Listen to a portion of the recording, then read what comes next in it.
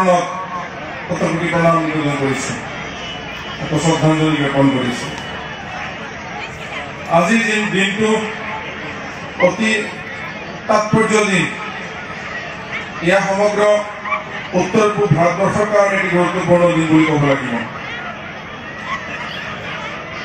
আমাৰ উত্তৰ পূব ভাৰতবৰ্ষৰ এটি খিলঞ্জীয়া ভূমিপুত্ৰ জনগোষ্ঠী কোচ ৰাজবংশীসকলে যদি আজি নিজৰ পৰিচয় দিবলৈ সক্ষম হৈছে বা নিজৰ পৰিচয় দিবলৈ তাৰ মূল যিজন বিৰোধীতা আছিল বা যিজন ব্যক্তি দ্বাৰাই কোচ ৰাজবংশী হিচাপে আমি পৰিচিত হৈছোঁ, সেইজন ব্যক্তি হ'ল বিশ্ব মহাবীৰ চিলাৰায়।